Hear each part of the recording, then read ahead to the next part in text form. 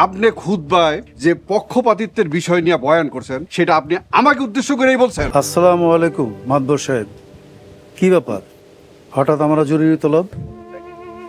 ওয়ালাইকুম আসসালাম। ইমাম সাহেব, আপনার লগে জরুরি কিছু কথা আছে।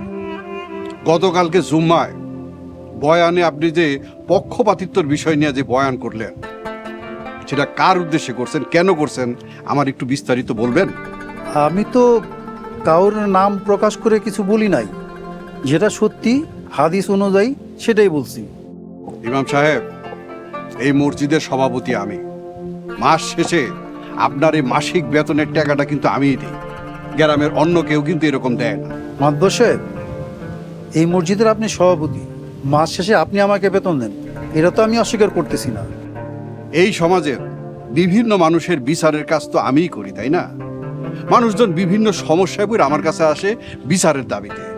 আর বিচার করতে গেলে একটু তো খরচ করতেই হয়।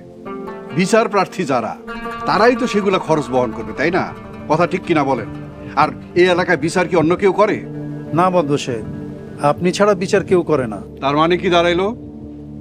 আপনি খুতবায় যে পক্ষপাতিত্বের বিষয় নিয়ে বয়ান করছেন সেটা আপনি আমাকে উদ্দেশ্য করেই বলছেন।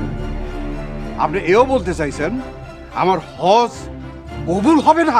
আপনি যদি অবৈধ উপার্জন করেন তাহলে আপনার হজ কবুল হবে না, এটাই স্বাভাবিক। মৌলানা সাহেব, আপনি আপনার কথা ফিরিয়ে নেন। এটাই কিন্তু আপনার লাস্ট সুযোগ, তা নাহলে কিন্তু আপনার চাকরি থাকবো না।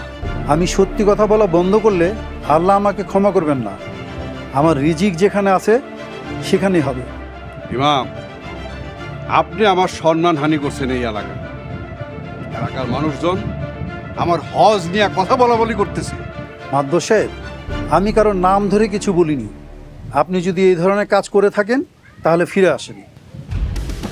আপনাকে এই মসজিদের ইমামতি পদ থেকে এই মুহূর্তে বরখাস্ত করলাম। আগামী ওয়াক্ত থেকে নতুন ইমাম আসবে, তিনি ইমামতি। আপনি যদি মনে করেন চাকরি থেকে আমাকে বরখাস্ত করে আপনি জিতে গেছেন তাহলে ভুল করবেন।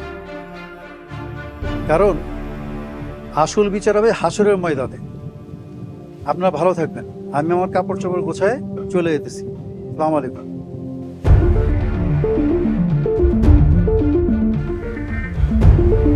ওয়ালাইকুম আসসালাম।